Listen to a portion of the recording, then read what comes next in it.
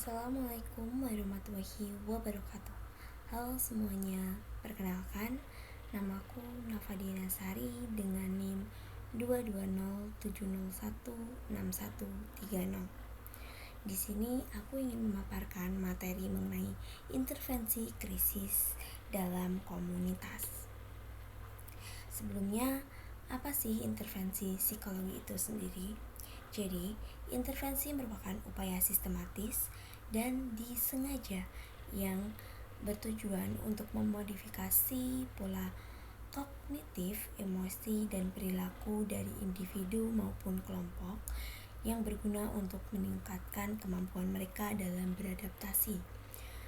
Dalam psikologi komunitas itu sendiri, intervensi merupakan upaya melibatkan komunitas untuk merubah perilaku, pikiran, perasaan dari organisasi maupun individu-individu dalam komunitas tersebut terhadap masalah yang sering terjadi dalam komunitas. Selanjutnya ada menurut Yaskia pada tahun 2022, psikologi komunitas ini menekankan pada pentingnya penanganan, pencegahan, dan intervensi. Selanjutnya di sini ada jenis dari intervensi itu sendiri. Jenis dari intervensi itu sendiri dibagi menjadi dua. Yang pertama adalah intervensi mikro, yang orientasinya itu adalah pengukuran pada psikopatologi. Sedangkan jenis intervensi yang kedua itu ada intervensi makro. Intervensi makro ini sama dengan psikologi komunitas, yaitu dengan perlunya pendekatan kualitatif yang dapat dikuantifikasikan. Selanjutnya, intervensi itu sendiri dibagi menjadi dua bagian. Yang pertama ada intervensi individual, yaitu mengintervensi individu atau organisme dalam suatu masyarakat atau organisasi tertentu dalam komunitas. Yang kedua ada intervensi kelompok, yaitu mengintervensi untuk mengatasi permasalahan bersama dalam suatu organisasi maupun suatu kelompok itu sendiri. Selanjutnya di sini ada bentuk intervensi dalam psikologi yang dibagi menjadi 9. Yang pertama itu ada intervensi psikoterapi. Gunanya itu untuk membantu mengatasi masalah psikologis dari individu seperti depresi, kecemasan, stres, trauma, dan juga masalah psikis lainnya. Yang kedua itu ada intervensi psikoterapi reedukatif ya. Gunanya itu untuk mengubah cara berpikir serta perasaan dari individu itu sendiri agar dapat berfungsi menjadi lebih efektif dalam menjalani setiap aspek kehidupan. Jadi membantu individu itu sendiri menemukan makna dalam dirinya. Jadi merasa bahwa dirinya itu berguna. Yang bentuk intervensi yang ketiga itu ada intervensi psikoterapi rekonstruksif. Ini tuh berfokus pada rekonstruksi ulang dari pola pikiran, perasaan, dan perilaku individu yang dianggap itu tidak sehat atau maladaptif dengan tujuan mencapai perubahan yang signifikan. Jadi tujuannya itu adalah dimana individu itu yang awalnya pikirannya itu selalu negatif, merasa tidak berguna, itu dibantu agar individu itu sendiri merasa dirinya itu lebih berguna. Jadi pikiran yang awalnya maladaptif itu dirubah menjadi adaptif. Bentuk intervensi yang keempat selanjutnya itu ada intervensi dari behavioral. Tujuannya itu adalah perubahan perilaku yang dapat dilihat serta diukur. Tujuan utamanya itu adalah mengubah perilaku yang awalnya negatif menjadi perilaku positif. intervensi yang kelima ini ada intervensi phenomenologikal. Gunanya itu adalah untuk membantu individu memahami dirinya secara positif dan juga jujur. Intervensi ini tuh melibatkan proses introspeksi yang dalam untuk memahami nilai-nilai dalam hidupnya dan apa sih tujuan hidupnya ke depan. Bentuk intervensi yang keenam itu ada terapi. Gunanya itu membantu individu mengatasi depresi, kecemasan, stres, dan masalah psikologis lainnya. Ini hampir sama kayak bentuk intervensi yang pertama tadi.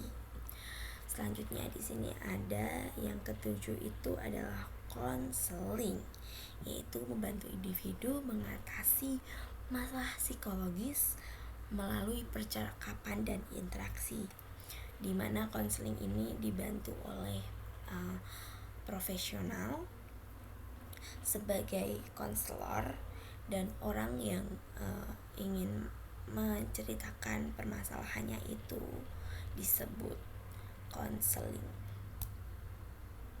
Selanjutnya bentuk intervensi yang ke-8 ini ada intervensi kelompok.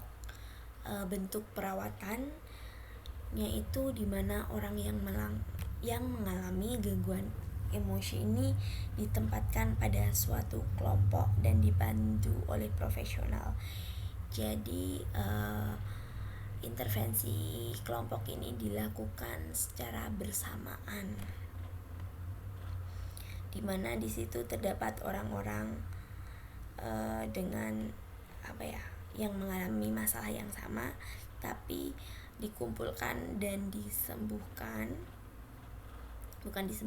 tapi diintervensi oleh profesional itu secara bersama.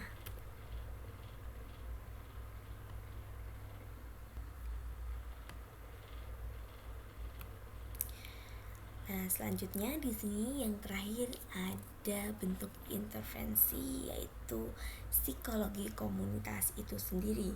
Tujuannya adalah mencapai kesejahteraan dari komunitas dan individu melalui intervensi yang inovatif dan variatif yang didesain serta berkolaborasi dengan anggota komunitas yang bersangkutan. Selanjutnya, di sini ada intervensi krisis dalam komunitas itu sendiri. Jadi, intervensi krisis dalam komunitas adalah suatu bentuk intervensi yang dirancang untuk membantu individu, keluarga, ataupun komunitas untuk mengatasi krisis yang sedang mereka rasakan dan mereka hadapi. Dalam mengatasi situasi krisis yang dimana krisis itu mengancam kesejahteraan dari individu maupun kelompok komunitas itu sendiri. Selanjutnya di sini ada tujuan dari intervensi komunitas itu sendiri. Tujuan intervensi dari krisis itu apa sih? Yang pertama itu ada mengurangi dampak negatif. Ini tuh gunanya untuk membantu mengurangi dampak langsung dari krisis terhadap kesehatan mental, emosional, dan sosial dari individu itu sendiri dalam suatu kelompok komunitas. Tujuan yang kedua adalah memulihkan kesejahteraan, yaitu mengembalikan keadaan fisik serta psikologis individu maupun kelompok dalam komunitas ini ke keadaan yang lebih stabil dan seimbang dibanding sebelumnya. Dan tujuan yang ketiga ini adalah meningkatkan ketahanan, yaitu meningkatkan kemampuan individu dan komunitas untuk menghadapi krisis yang sedang berlangsung atau kemungkinan itu krisis tersebut akan terjadi lagi di masa depan atau di masa mendatang. Jadi dengan meningkatkan ketahanan ini itu membantu suatu individu itu untuk dapat mengatasi krisis apabila krisis itu terjadi lagi di masa mendatang. Selanjutnya di sini ada bentuk intervensi krisis dalam komunitas. Yang pertama itu adalah melakukan dukungan psikologis dan emosional. Bentuknya itu dengan menyediakan konseling, pendamping psikolog, maupun terapi untuk mengatasi membantu individu ataupun kelompok itu mengatasi trauma yang sedang dialami. Bisa berupa trauma, kecemasan maupun stres. Yang kedua ini adalah penilaian kebutuhan cepat, yaitu dengan melakukan evaluasi cepat untuk mengidentifikasi kebutuhan yang paling mendesak dan paling dibutuhkan dalam komunitas itu sendiri. Yang ketiga itu ada pemberian layanan darurat, yaitu dengan menyediakan layanan medis dalam bentuk bantuan makanan dan tempat perlindungan bagi korban yang sedang mengalami krisis itu sendiri. Yang keempat itu ada pendidikan dan penyuluhan, di mana suatu intervensi ini diberikan untuk mengedukasi komunitas tentang bagaimana menghadapi krisis yang sedang terjadi, seperti teknik memanajemen stres serta langkah-langkah keselamatan bersama yang harus mereka lakukan.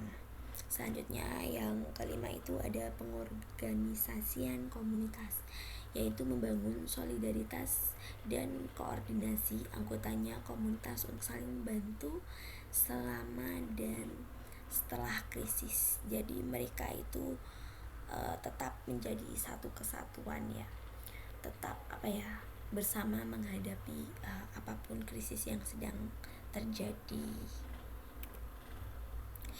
Nah, di sini tuh selanjutnya tuh ada contoh dari situasi krisis itu sendiri yang dibedakan menjadi 4 tipe. Yang contoh situasi krisis yang pertama itu ada bencana alam. Contoh krisisnya itu kayak banjir, terus gempa bumi, kebakaran hutan, dan masih banyak lagi ya. Dan contoh krisis yang kedua itu ada kekerasan dan konflik. Contohnya itu kayak perang, terus kerusuhan sosial kayak tawuran gitu. Yang ketiga itu ada bencana kesehatan. Contohnya itu kayak pandemi COVID-19, terus ada wabah penyakit. Terus contoh situasi krisis yang keempat itu ada kecelakaan besar. Itu kayak kecelakaan transportasi, kecelakaan kereta, bus, terus juga ada ledakan pabrik yang yang menimbulkan kerugian bagi lingkungan sekitarnya. Selanjutnya di sini juga ada peran penting dari intervensi krisis itu apa sih? Jadi intervensi krisis dalam komunitas ini sangat penting karena bisa membantu mencegah dampak psikologis yang lebih berat terjadi dalam diri individu maupun kelompok komunitas itu sendiri. Oke, sekian, terima kasih. Sekian pemaparan materi mengenai intervensi krisis komunitas dari saya. Kurang lebihnya saya mohon maaf apabila tadi ada kata-kata yang kurang jelas maupun kurang dapat dimengerti. Sekian dari saya. Wassalamualaikum warahmatullahi wabarakatuh.